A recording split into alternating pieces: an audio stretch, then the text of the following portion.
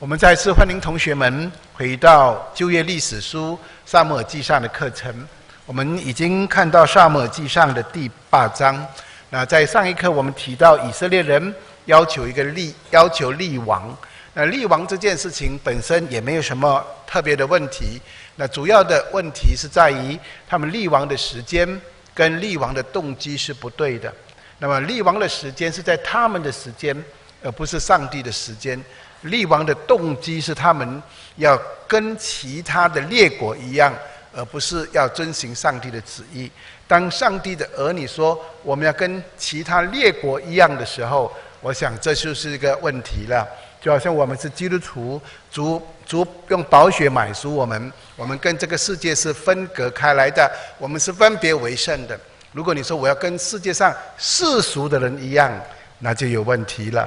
那如果要跟世俗上的人一样的话，表示什么？那他们不认识上帝，他们不晓得敬拜上帝，所以跟世俗人的一样，就是礼拜天没有做礼拜，那就不好了啊！没有信徒的生活，那就不对了。我们不知道上帝一切的事情，如果跟世俗的人一样，这是值得担忧的。所以当时候也是如此。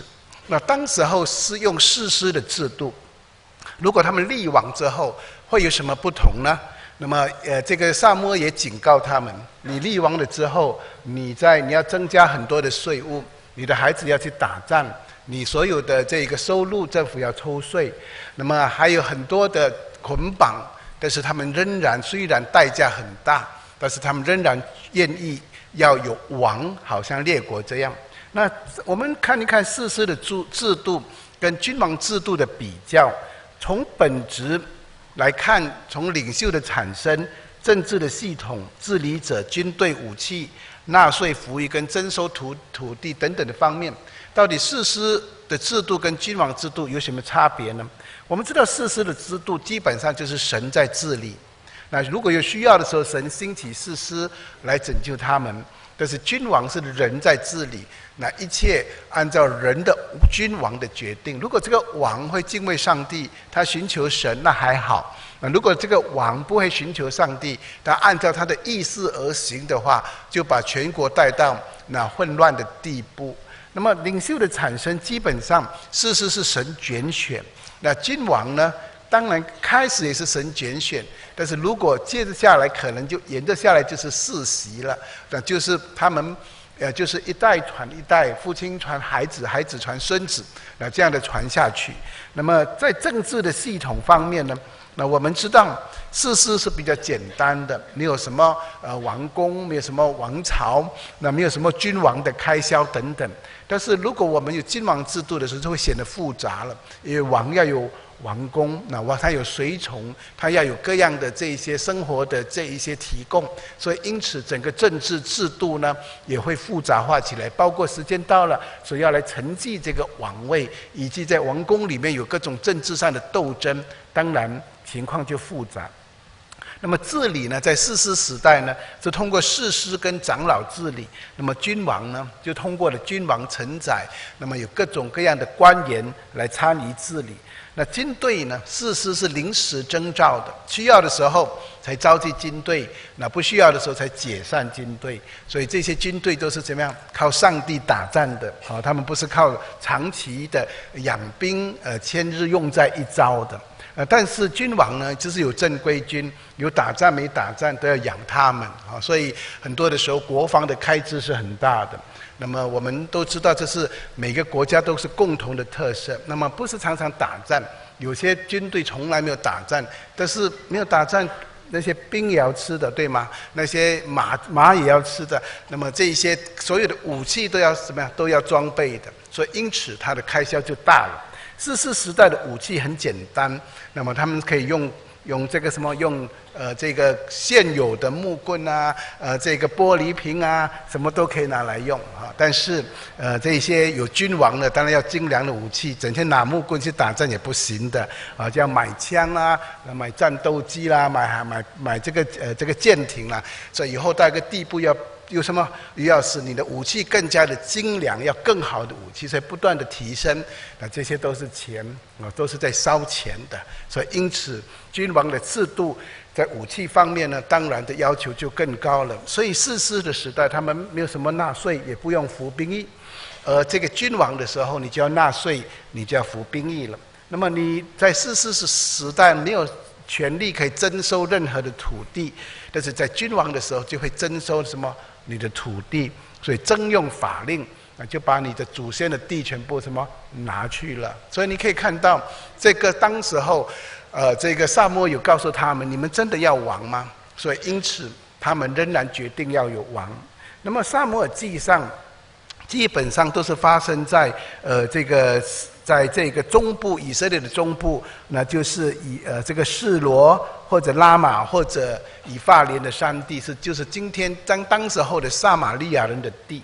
所以这是主要的几个城市，在这个士师记里面常常会提到的基甲。拉玛是撒母耳的这个祖乡，还有以后我们会读到这个扫罗在米斯巴被立为王，那么还有读到以法莲跟便雅悯等等这些地方。那我们说过的士师是主要的，特别是撒母耳记上呢，主要讲3个人物。第一个人物就是撒母耳，他是最后的士师，不过他也是先知，他也是祭司，他是第一个出场的人物。第二个人物就是扫罗，他是第一个国王。我们会看见他的盛跟衰、兴起跟堕落，那就从撒母耳记上第9章一直到31章。那最后来到撒母耳记上第16章的时候，有第3个人物会出场，那就是大卫，那以色列最伟大的君王。那今天我们来到第9章，也就是说，今天我们看到第2个人物出场，那个人就是扫罗。那撒母耳记上第9章，那基本上是讲到上帝拣选扫罗。不过在整个拣选的过程是非常有趣的，上帝怎样把扫罗带到撒母耳的面前，他怎样选这个人，怎样被膏立，整个事件呢，你可以看到上帝的护理跟上帝的供应在其中。上帝的护理是我们的信仰里面一个很重要的神学概念。我们的上帝并不是在睡觉，他不打盹，他也不睡觉。我们的上帝并不是远离我们而去，从此不再理我们的事情，不是的，他在看顾，他在护理，他常常在我们人生的道路怎样，大的是他维护整个世界宇宙各样的秩序，小的是他引导每一个人的脚步。所以我们今天可以从我们所要读的撒母耳记上来看见上帝怎样的护理，怎样引导我们的人生。所以基本上撒母耳记上的第9章1到24节呢，可以分成3个部分，3个主要的大纲。第一个大纲我把它叫做台前。那台前就是在人生的舞台、政治的舞台，我们都在舞台的上面，我们都在演一场戏给世人跟天使观看。你都在做戏，你知道吗？每一天天使都在看你的戏。如果天使会颁奥斯卡奖的话，大概每个都会得到我们都是会演戏的人，而且我们会演戏中戏所以我们都在演戏给世人跟天使观看。我们也看别人在演戏每一天你的生活当中看人家所做的事情都在演戏所以你可以看到演辛苦看观众轻松，所以我们看别人很轻松，看自己很辛苦所以我们就在看到这个台前所发生的一切的事情呢，其实在有上帝的引导在每一个人的脚步里面。那我们也会但是从第1节到第14节，在15、16、17这3节很特别，他给我们看见幕后的情况。看戏只看台前，很少注意幕后，所以幕后的花絮其实有时候可以给你了解为什么台前是这样的。所以我们也可以从这一段里面看到上帝怎样在背后在运作，在引导我们。那第3就看到一个很大的一个宴席，这个宴席就结束了这一章。那么也看到上帝的计划在这个宴席里面怎样演绎出来。所以这是我们从第9章可以理解的。当然当你读了第9章之后，一定要知道一件事情，在神没有偶然，那信徒的字典里也没有什么，没有偶然。你可以唱徐志摩的偶然那没有问题。不过记得我们的人生里面没有什么，没有偶然。特别你认识主之后，没有偶然。那我们看这个台前，上帝在我们人生的脚步里面引导我们。那我们会看到我们有先天的，就是我们的家庭背景、我们的基因、我们的遗传。然后我们也会看到机遇，人生的里面有时候有得到有失去。那么我们也会看到后天怎么影响我们许多的抉择。所以我们先看着你的家庭的背景呢，也不是偶然的，那就是撒母耳记上第9章第1节，我们会在这里看到扫罗的家庭背景，看到扫罗的基因遗传。好，我们看撒母耳记上9章1到2节，我们先读一读。有一个便雅悯人，名叫基士，是便雅悯人亚腓雅的贤孙，比哥拉的曾孙，显罗的孙子，亚别的儿子，是个大能的勇士。他有一个儿子，名叫扫罗，又健壮又俊美，在以色列人中没有一个能比他的，身体比众民高过一个头。那这2节的经文在介绍扫罗，他给我们看见他的出生的背景。那首先你看见他是在一个很卑微的支派，叫做便雅悯支派成长的。便雅悯支派是12个支派中最小的，他们曾经差一点就怎样被灭族了，所以这个支派是很微小，但是他却有显赫的家族。那如果你注意的话，第9章有一个括弧说他是大能的勇士，但是有一个括弧他是什么大财主，也就是这个是从当时候有显赫的家庭长大的。这是他的背景，他的父亲是有声望的人，是有什么有财富的人，所以这是他生长的环境，他在这个家庭里面长大。每一个家庭都在塑造我们，我们不管生在哪个家庭，我们都被塑造。你没有认识主的时候，你生在哪个家庭都是命运啊，宿命，我们不知道为什么。但是当你信主之后，你知道一切都有上帝的什么美意。不管我们在怎样子的家庭成长，那都是在上帝的恩惠的当中，这些家庭就在塑造我们。神把我们放在一个家庭里面，塑造我们，使我们成长。那我们做信徒也知道，我们的孩子，我们的孙子，我们也有责任。他生在我们的家庭，我们要塑造他们。我们敬虔就塑造敬虔的家庭。所以在当时候，扫罗是在这个家庭长大的，在这个家庭提供了他各样的条件，所以因此他的外貌呢，我们可以看见他的外貌怎样。这里说他是俊美的，健壮又俊美的，当然他就是帅哥了哈。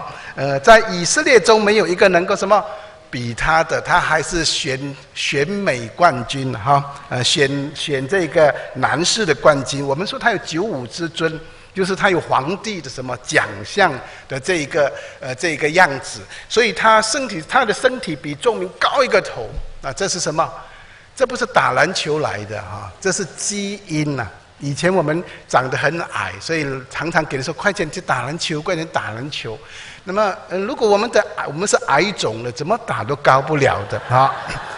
那有一些人是他整天坐在那里也不用打篮球，他就一直高啊，那是高大的。所以矮种的跟高大的，你看撒该就是很矮的嘛，对不对？但是矮人有一个好处，他爬树很快啊，所以撒该就爬树看耶稣。高的呢高的有他的好处，打篮球很好，对吗？所以 Michael Jordan 长得很高，在当时候这个扫罗也长得很高，这是什么基因？他生长在那个家庭，他的家庭都是高种的，所以大家都高的。那么他又是个大能的勇士，就表示他高，而且有什么？又是能够打仗的，不是高了笨拙的，而是高了又灵巧的。所以这些是什么？这些就是他的先天。这些就是上帝已经给他了，那这些是他从那个家庭长大所培育出来的。所以圣经怎么告诉我们，在使徒行传17章26节，他从一本造出万族的人，住在全地上，并且预先定准他们的年限和所住的疆界。弟兄姐妹，我们从圣经明白，上帝给我们每一个人在不同的家庭成长，这些家庭的成长，这些地区的成长，你生在亚洲，你生在美洲，你生在非洲，你生在哪一个地方，都有在上帝永世的计划里面。那你在这里的家庭里面受塑造成长，所以我们就变成什么？色彩缤纷，我们都不一样。如果我们都从一个家庭长出来的话，说实在的，我们一定很闷的，对吗？大家都是一样的，因为穿衣服也一样，做事也一样，想法也一样。那我们就是很单调的，就因为我们有不同的背景，我们有的不同的基因，有的高，有的矮，那有的这个手脚灵活，有的头脑伶俐等等，这些塑造了整个世界宇宙的什么的这个精彩。同样的，做基督徒也是如此。上帝既然把我们放在那个家庭里面，我们就从那个家庭里面来长大。那有些家庭你很好，给你很好的塑造；有些家庭给你很多的艰难。但是不管怎样，只要你认识主的时候，这一切都要怎样？都要改变。那好的成为好的，不好的也要怎样？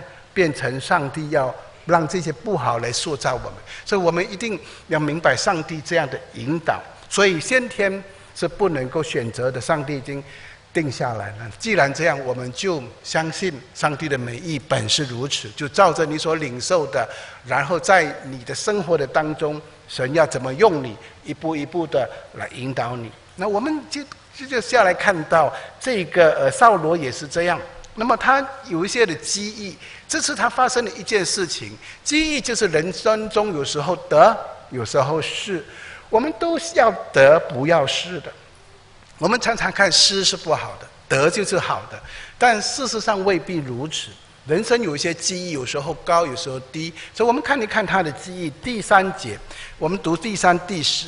扫罗的父亲基士丢了几头驴，他就吩咐儿子扫罗说：“你带一个仆人去寻找驴。”扫罗就走过以法莲山地，又过沙利沙地，都没有找着，又过沙林地，驴也不在那里，又过便雅悯地，还没有找着。你看几头驴不见了，就使得他的生活怎样调动了。他本来是不离家的啊，这个是有钱人的少爷，但是现在驴不见了怎么办？就得去找，所以就带这个仆人，父亲说你去找吧，他们就去找了。所以扫罗就走过，圣经说他走过以法莲山地，然后找不到，又过了沙利沙地也找不到，又过了沙林地也找不到，所以驴也不在那里，又过了便雅悯地也没有找着。所以你看见要找驴子很难，虽然驴子走很慢，对吗？虽然驴子很蠢很笨，说实在也不容易找。你想他一面找的时候，一面怎样？一面一定是埋怨了你这驴子，我找到你就把你宰了哈。那如果你找了他，把他宰了，何必要找他干嘛啊？所以，但是人就是这样，就开始讲一些气话啦，觉得哎呀，人生就是很多的这些不顺利的事情。是，生命中有很多不顺利的事情，我们的人生都有得跟失的。你在生活的当中，你曾经失去东西，你曾经失去了你所爱的，你所宝贵的。人生中有高有低，有转折，有各种各样生活的干扰。我们都不希望这些干扰，但这些干扰都发生了。如果你不明白上帝的心意，不知道上帝的带领，那这些事情都是不好的，这些都是倒霉的。但是我们信主之后，我们一定要明白上帝的护理跟引导，特别对信徒来说，每一件事情都有他的什么？他的美意。虽然你不了解、不明白为什么这样那样，但总是你慢慢的等候跟思想，你会发现上帝在你人生的道路的那些得跟失当中有什么？有许多的恩惠。所以为什么保罗会说万事互相效力，叫爱上帝的人得益处？我们解释过了，很多时候遇到的困难要叫我们得益处，就是让我们更像基督，让我们更懂得信靠上帝。那你看扫罗也是这样，他驴子不见了，他会怎样？他会想怎么样？他会觉得哎呀，为什么要这些事情发生？但事实上我们看故事我们知道他后来的情况，他失去驴子，他得到什么？他得到王位如果没有失去驴子，他怎么会得到王位呢？所以今天我们看见很多的时候，人也失去银子，却得到什么？金子。这句话是马丁路德讲的。马丁路德常常说，上帝把银子拿走，就给你金子，表示什么？上帝有时候把我们看为最好的拿走，但是把它看为最好的给了我们。所以有时候我们在人生的路上就是这样的经历。那有时候你失去生命，却得着什么？得着生命。所以耶稣说，凡为我失去生命的，就得着什么？得着生命。我们因为认识主，我们就看清这个地上的生命，我们就得到什么天上的生命。我们信主的人，我们在今生并没有很多的这个追求，我们觉得今生是暂时的，那么我们把更多的时间来追求什么永恒的事情，是我们有时候就失去今生，我们就得到什么？得到永生。很多人抓住今生，却失去了永生。我们在人生的路上也失去了暂时的，我们却得到什么？永远的。保罗说，看得见的是暂时的，看不见的是永远的。所以人生有各样的记忆，所以你不要为着你的记忆感到哀伤。为什么我遇到这样的事情那样的事情，这个不完美那个不完美？你要想想，上帝在你的人生的道路里面，其实一直都在引导你。有时候神就借着这些引导，让你来到上帝的面前。我们很多人信主，其实什么时候你信主？你很少人在飞黄腾达的信主，我们都在人生的低谷的时候怎样信主。有些人在病痛的当中，他来到主的面前；有的人在家庭遇到困难的时候来到主的面前；有些人是在事业上面不顺利的时候，他来到上帝的面前。那你就看见，这就是失去离子，却得到什么？得到王位。当你回想的时候，其实你为着你的那一些不顺利的日子逝去的来什么？来感谢上帝。所以上帝给我们的确有不同的带领，我们有不同的家庭背景、教育背景、不同的生活环境，但最终上帝把我们带到他的面前来。那接着下来，我们要看见他的后天所发生的事情，以后他所遇到的人事物都给他什么？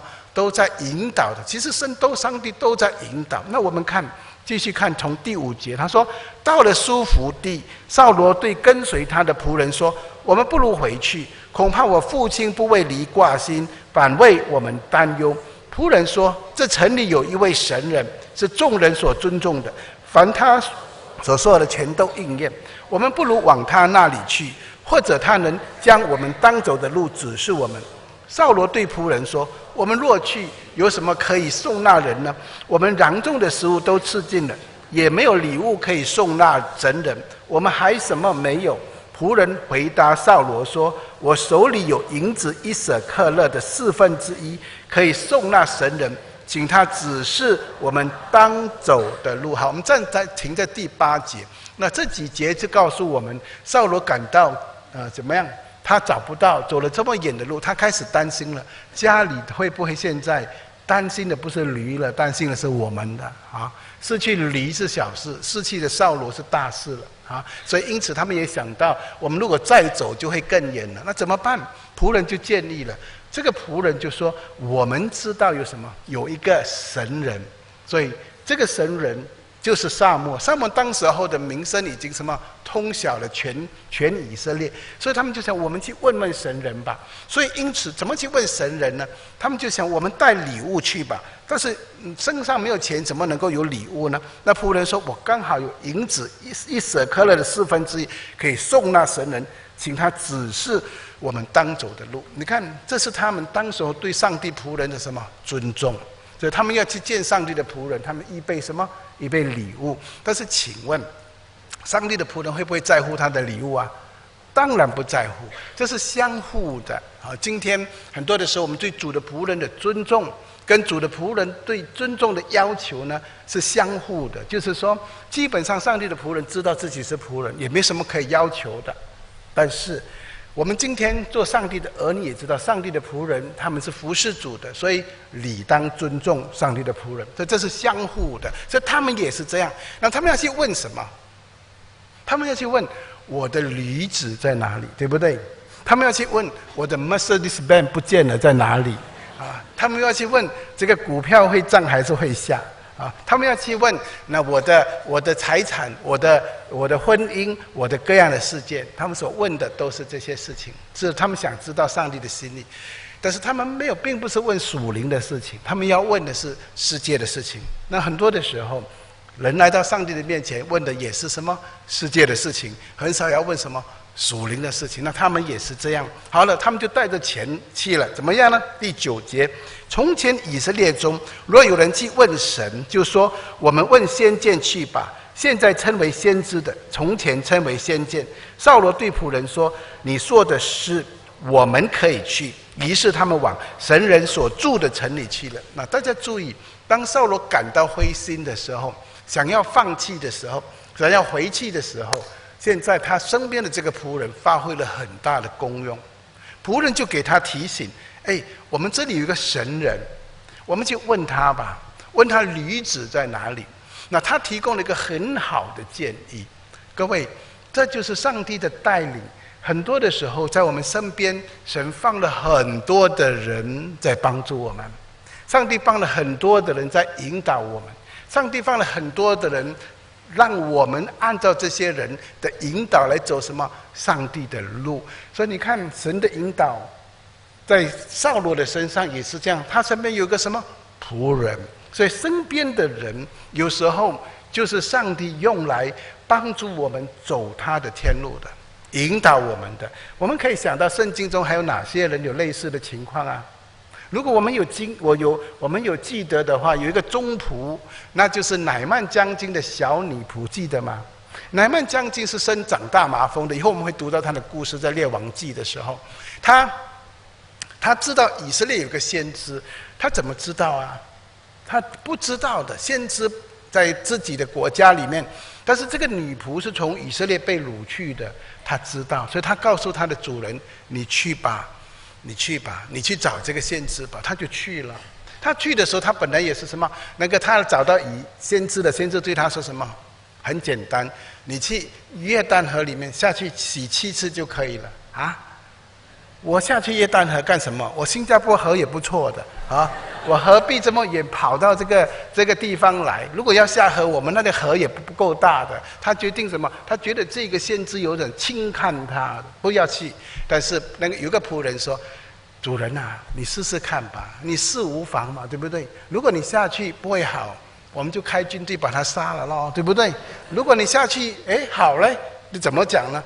这个主人听也有意见，也是觉得有道理。在旁边的人有时候给他一点提醒，他就这样，他就下去了。上来真的是好了。7次之后，你可以看到什么？看到上帝就用身边的人来引导我们，来激励我们。有时候你灰心丧志的，那上帝的仆人提醒你，你身边的弟兄姐妹激励你。很多人在你旁边什么鼓励你，为你祷告，有时候给你一点意见，一点看法，哇，你就怎样，你就欢喜了。所以身边的人很重要，所以你要交智慧人，不要交愚昧人，因为你身边都是愚昧人，那就麻烦了全部处的都是馊主意全部处的就是死路一条的。但是你如果身边都是敬虔的人，那么给你的意见怎么样？很多的时候就可以用了。那我们的身边的配偶也是这样。所以夫妻之间，如果2个人都彼此的激励，那哪怕这个人不好的，这个人很刚愎自用这个人很粗鲁，但是这个人命很好，娶了一个又美丽又智慧的亚比该。但是他为什么会娶到他是一个谜圣经没有告诉我们为什么会一个谜这么坏的这么丑陋的这个男人娶到美女？这世界永远是令人不能明白的事情所以圣经有一句话说：“丑陋的女子出嫁，那嫁给谁？嫁给帅哥那么现在呢，这个丑陋的男人却娶了一个美女。这个亚比该是给他最大的帮助是什么？就是当他得罪了大卫要去杀他的时候那时候大卫就下这个很血气的时候，这个亚比该来对他说：“你就替他解围。”这就是什么？这就是很多的时候神的恩典就通过旁边的人。那么当然还有良师了，好的老师。以利沙的良师是以利亚，所以以利沙的事工会加倍，因为他有一个好的老师以利亚。